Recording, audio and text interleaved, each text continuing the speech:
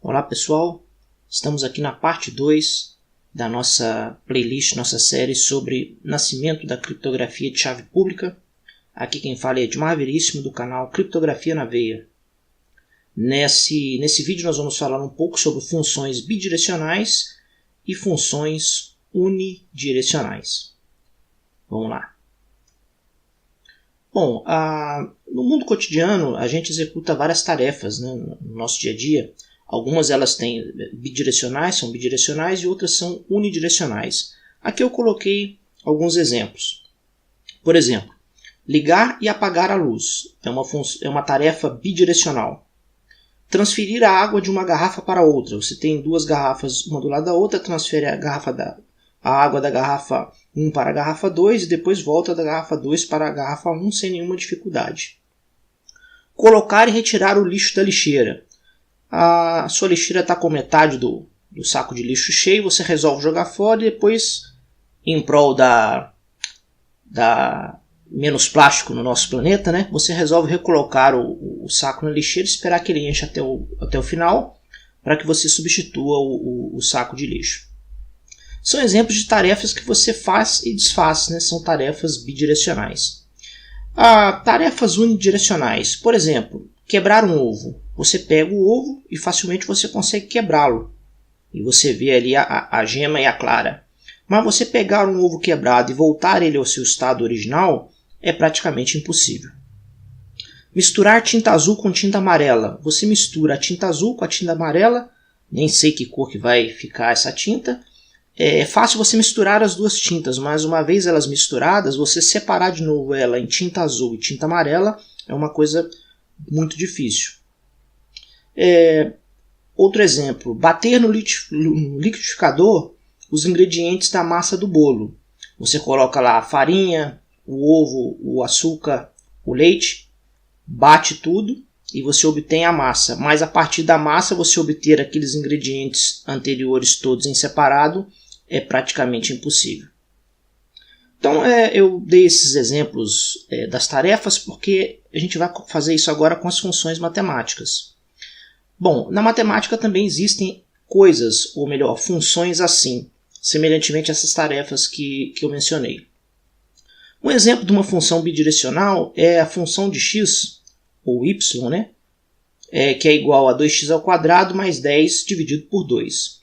A função inversa dessa função é uma função de x, esse menos 1 aqui denota para a gente a função inversa, que é igual a raiz quadrada de 2x menos 10 sobre 2. Essa função é a inversa dessa função aqui. O que isso significa? Eu coloquei aqui uma lista de valores de x, uma lista de valores de função de x, e aqui novamente a lista de valores da função inversa voltando ao que era no inicial. Se x vale 1, 1 ao quadrado dá 1, vezes 2 dá 2, com 10 dá 12, dividido por 2 dá 6. Ok, temos aqui o valor 6. Esse valor 6, quando jogado aqui na fórmula da função inversa, significa que 2 vezes 6 dá 12, 12 menos 10 dá 2, 2 dividido por 2 dá 1, e a raiz quadrada de 1 é 1, então está aqui. Pegando outro exemplo aqui do 5, por exemplo, né? 5 ao quadrado é 25, vezes 2 dá 50, 50 com 10, 60, dividido por 2 dá 30, o valor está aqui. Esse 30, quando jogado na função inversa, 2 vezes 30 dá 60, 60 menos 10, 50, dividido por 2, 25, a raiz quadrada de 25 é 5, nós voltamos aqui ao ponto inicial. E assim para os demais valores. Então, são funções que é uma função bidirecional, ou seja, a partir do momento que você coloca um valor aqui, você calcula o valor da função de x, e com esse valor resultado da função de x, você facilmente calcula a função inversa. Então, uma pergunta. Qual é o valor de x para o qual a função de x, ou seja, a imagem dessa função, o valor de y, seja igual a 115 trilhões, 646 bilhões, 537 milhões, 272 mil e 469? Será difícil encontrar x com apenas o valor da função de x? Essa é uma pergunta que pode parecer difícil. No caso específico dessa função não é, porque ela é uma função, como vocês já repararam aqui, à medida que x cresce, o valor de y também cresce. Então não será muito difícil a gente conseguir encontrar qual é o valor de x que gerou esse valor para a função de x. Então, indo aqui para o próximo slide, se a gente tivesse que chutar valores, suponhamos que a gente não tivesse aqui essa função inversa, chutamos aqui o valor 1000, produzimos esse valor aqui para x. Ok, mas não é o valor da função que a gente está buscando, que é esse valor aqui.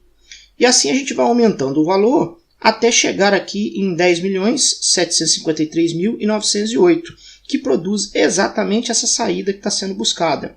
Ou seja, o valor de x, 10.753.908, produz a função de x com esse valor de 115 trilhões e alguma coisa como está aqui. Então, sendo a função de x uma função crescente, tal intuito não é difícil. Realmente, se você tivesse colocado esse valor direto aqui também na função inversa, iria encontrar rapidamente o valor de x. Ou seja, é uma função facilmente reversível, por isso se diz bidirecional. Bom, vamos agora falar um pouco de função unidirecional, que é o interesse que o Martin Hellman e os amigos Diffie e Merkle tiveram quando estavam batalhando na luta para resolver o problema da distribuição de chaves. Então tem aqui um exemplo de uma função unidirecional. É a função com duas entradas, x1 e x2, que ela é igual ao késimo p, késimo primo, vezes o jésimo primo, né? Késimo e jésimo aos amigos matemáticos aí.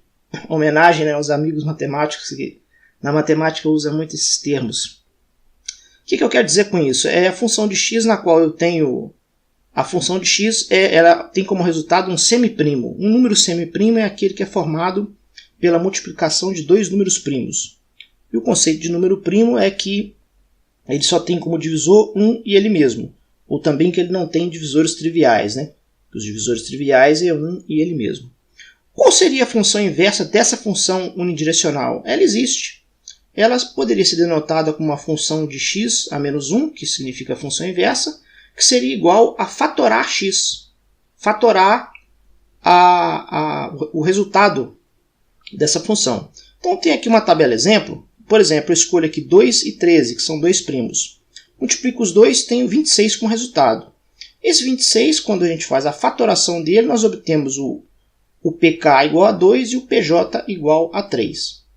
E assim sucessivamente aqui para os demais números. Mas aí vem a pergunta, aquela pergunta que a gente fez em relação às funções bidirecionais.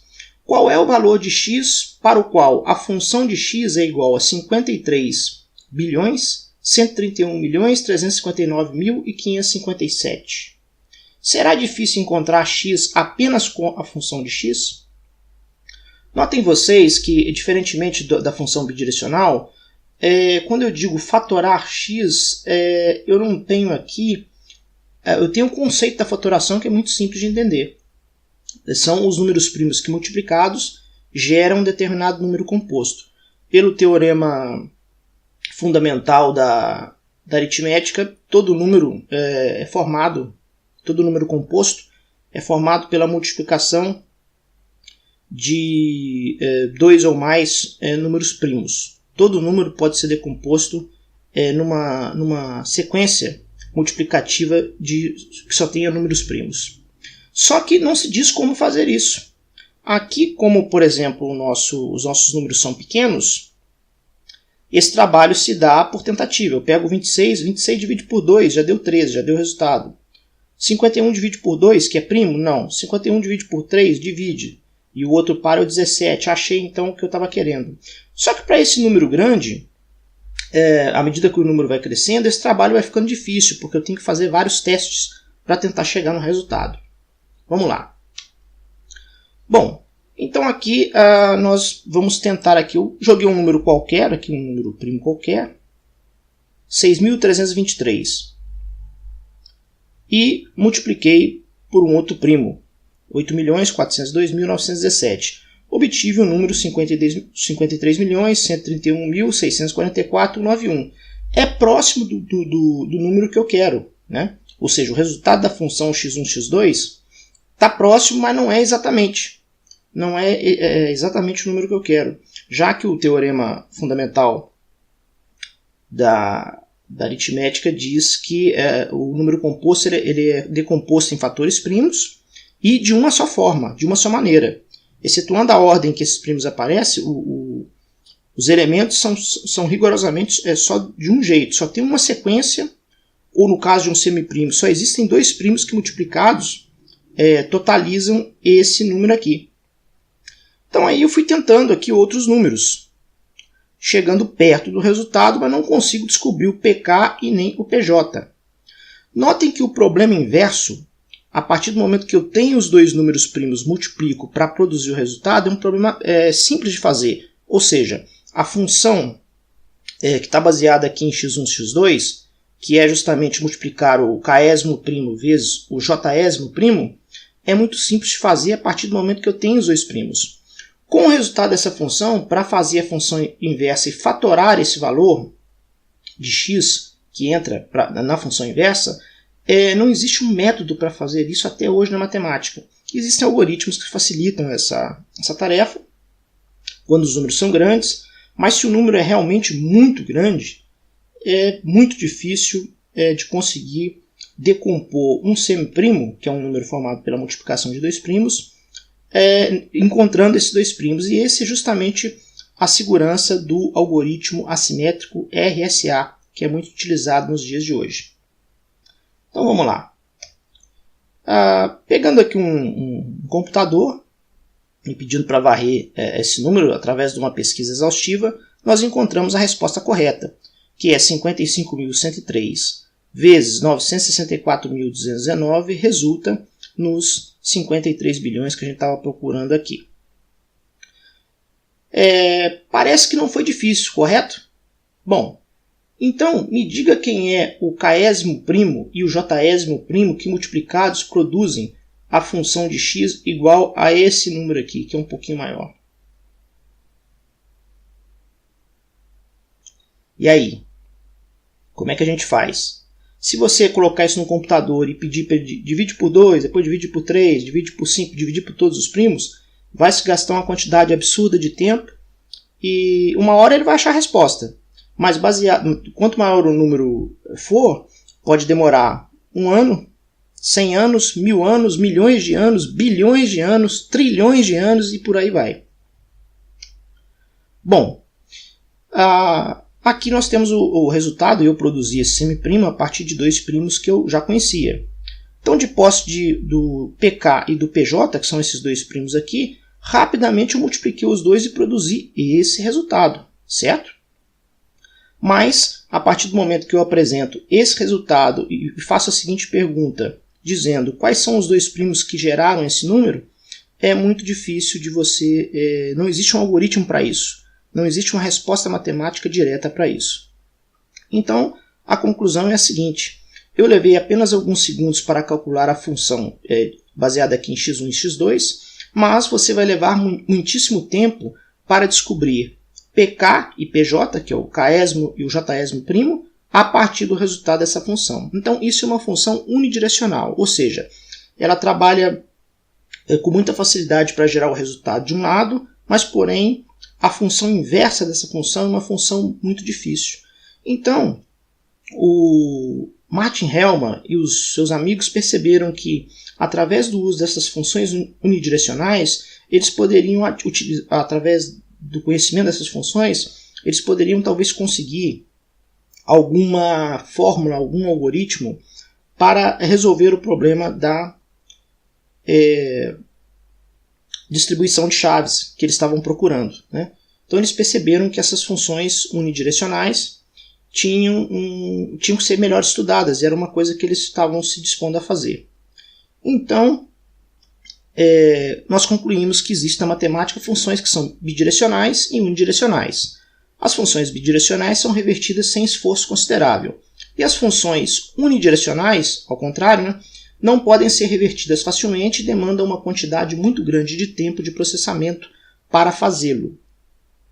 É justamente essa característica que propiciou o nascimento da criptografia de chave pública. No caso do RSA, que ele é baseado em números primos, foi isso. No caso do nosso propósito aqui do Diffie-Hellman, foi a questão do logaritmo discreto, que tem a ver com aritmética modular, e nós vamos tratar disso durante essa playlist, né? Provavelmente no próximo vídeo eu já vou estar falando sobre aritmética modular. Bom, pessoal, então era isso que a gente tinha para falar nesse vídeo. Eu estou procurando deixar os vídeos um pouco mais curtos, até para não ficar muito enfadonho, já está aí bateu os 15 minutos já. Vamos ficando por aqui e eu agradeço a todos mais uma vez que estão acompanhando o canal e participem mais, coloquem comentários, né, para que a gente possa tentar fazer uma interação. Eu sei que o tema do canal é para poucos, né, que é o canal específico de criptografia, mas a interação é sempre bem-vinda e sempre ajuda para a gente tentar fazer um material melhor, né, com as observações aí de vocês. Um abraço a todos e até o próximo vídeo, se Deus quiser.